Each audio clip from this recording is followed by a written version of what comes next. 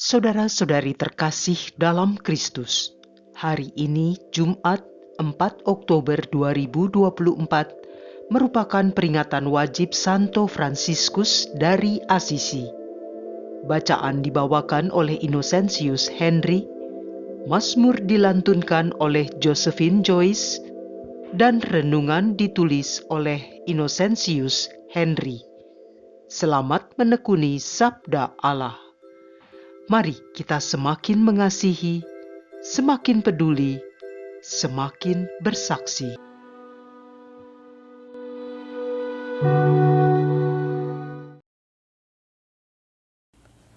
Dalam nama Bapa dan Putra dan Roh Kudus. Amin. Bapa, terima kasih atas hari baru, harapan baru, semangat baru yang Engkau anugerahkan kepada kami. Kami ingin membuka hari ini dengan mendengarkan sabda-Mu. Terangilah hati dan pikiran kami, serta kuatkanlah tekad kami, agar sabda-Mu yang ditabur dalam hati kami boleh bertumbuh dan berbuah melalui tindakan nyata. Dengan pengantaran Kristus Tuhan kami. Amin. Bacaan dari Kitab Ayub. Ayub bab 38 ayat 1 dan ayat 12 sampai dengan 21. Bab 39 ayat 36 sampai dengan 38. Tuhan berbicara kepada Ayub dari dalam badai. Pernahkah dalam hidupmu engkau menyuruh dini hari datang? Atau pernahkah fajar kau tunjukkan tepatnya untuk memegang bumi pada ujung-ujungnya, sehingga orang-orang fasik dikebaskan daripadanya, yakni tatkala fajar mengubah bumi menjadi seperti tanah liat yang dimeteraikan dan mewarnainya seperti orang mewarnai kain, tatkala orang-orang fasik dirampas terangnya dan dipatahkan lengannya yang teracung. Pernahkah engkau turun sampai ke sumber laut dan berjalan-jalan menyusuri dasar samudera raya? Apakah pintu gerbang maut tersingkap bagimu? Atau pernahkah engkau melihat pintu gerbang kelam pekat? Tahukah engkau luasnya bumi? Nyatakanlah kalau engkau tahu semuanya itu.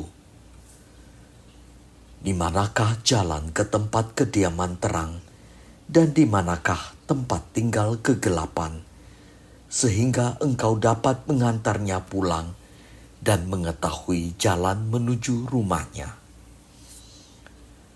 Tentulah engkau mengenalnya, karena ketika itu engkau sudah lahir dan jumlah harimu telah banyak.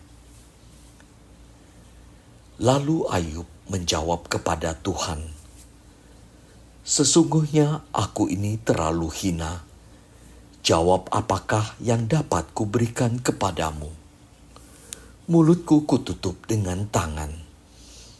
1 kali aku berbicara, tidak akan kuulangi. 2 kali aku berkata, tidak akan kulanjutkan." Demikianlah sabda Tuhan.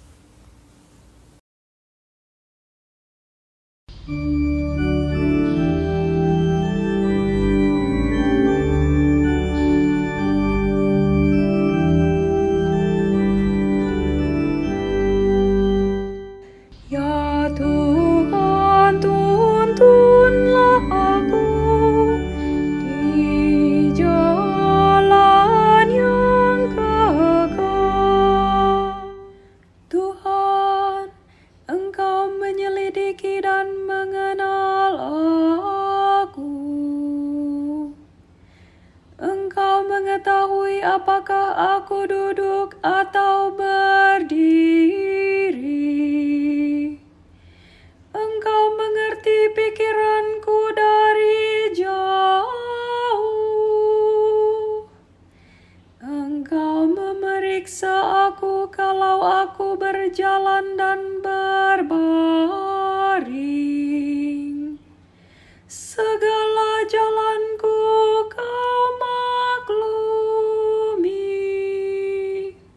Ya Tuhan, tuntunlah aku di jalan yang kekal. Kemana aku dapat pergi menjauhi Roh-Mu? Kemana aku dapat lari dari hadapan-Mu? Jika aku mendaki ke langit, Engkau di sana. Jika aku menaruh tempat tidurku di dunia orang mati, Engkau pun ada di situ. Ya Tuhan, tuntunlah aku di jalan yang kekal. Jika aku terbang dengan sayap fajar dan membuat kediaman di ujung laut, di sana pun tangan-Mu akan menuntun aku, dan tangan kanan-Mu memegang aku. Ya Tuhan, tuntunlah aku di jalan yang kekal. Sebab Engkaulah yang membentuk buah pinggangku. Engkaulah yang menenun aku dalam kandungan ibuku. Aku bersyukur kepadamu oleh karena misteri kejadianku. Ajaiblah apa yang Kau buat. Ya Tuhan, tuntunlah aku di jalan yang kekal.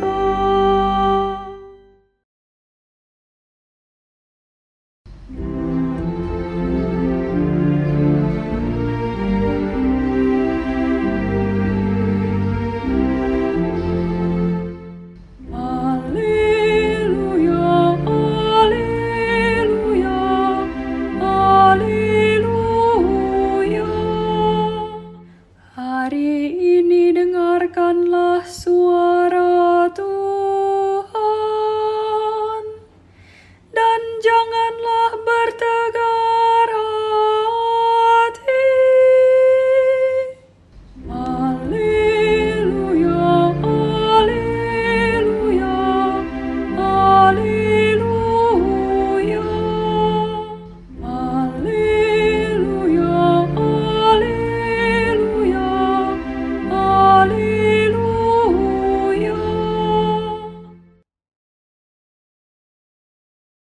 Inilah Injil suci menurut Lukas. Lukas bab 10 ayat 13 sampai dengan 16.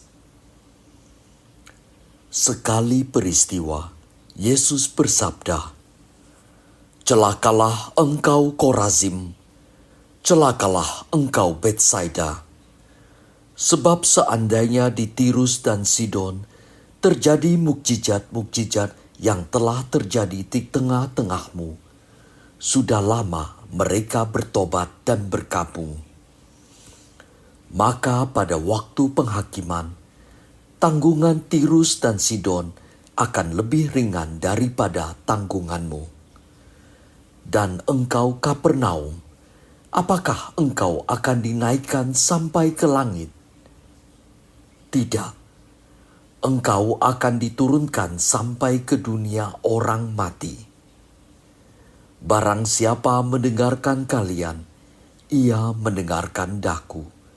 Dan barang siapa menolak kalian, ia menolak Aku. Dan barang siapa menolak Aku, ia menolak Dia yang mengutus Aku. Demikianlah sabda Tuhan.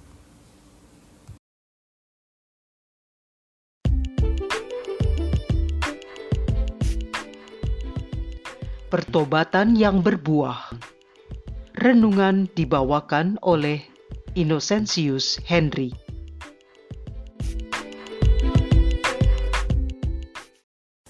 Seorang teman katekis menceritakan bagaimana dia selalu dicolek, bahasa gaul sekarang, oleh Tuhan setiap kali dia men-sharingkan kebaikan dan penyertaan Tuhan dalam hidupnya dan juga kisah kasih Allah kepada umat manusia.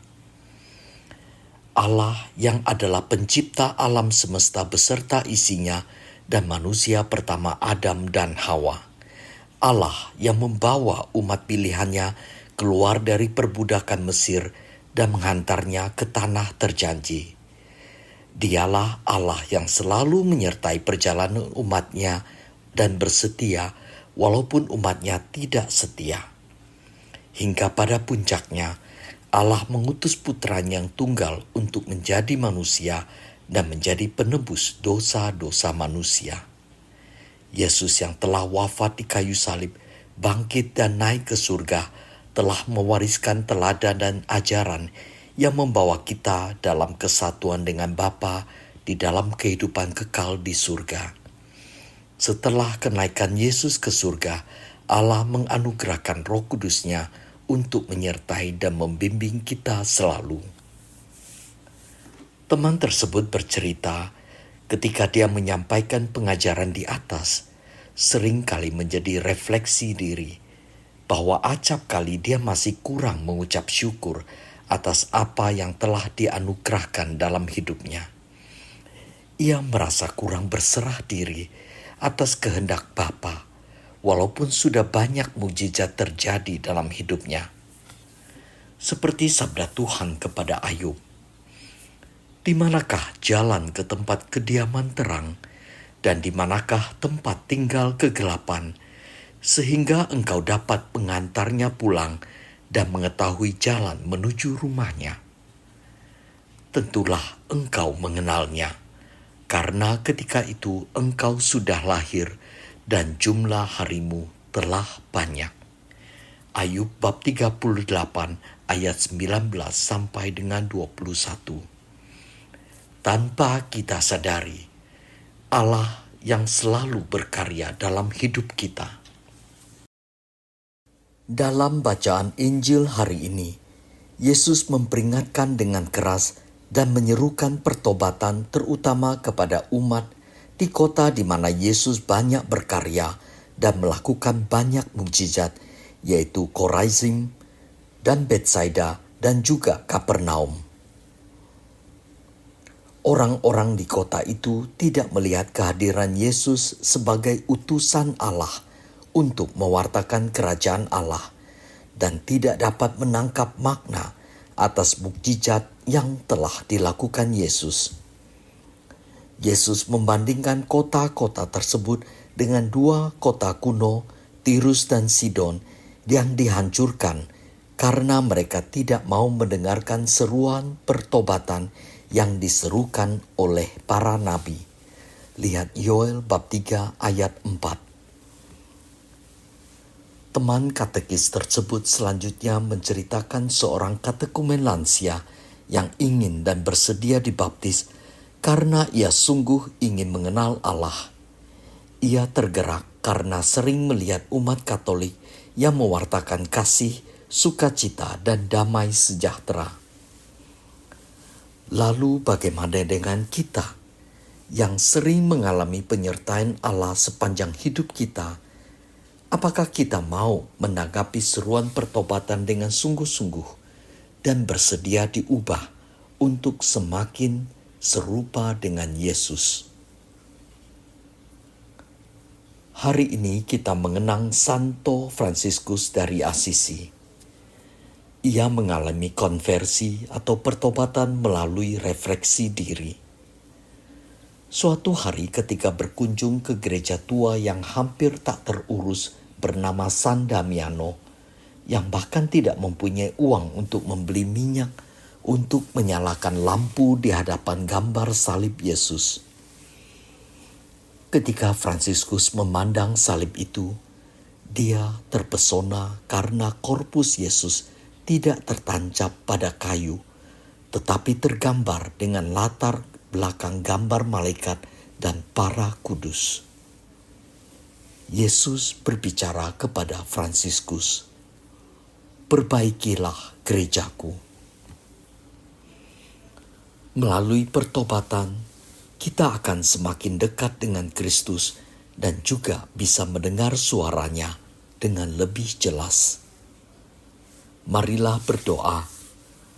Oh Yesus, kami ingin selalu membuka hati kami sehingga setiap kali memandang salib-Mu, kami boleh mendengarkan panggilan-Mu dengan jelas sehingga kami semakin setia mengikuti ajaran dan kehendak-Mu.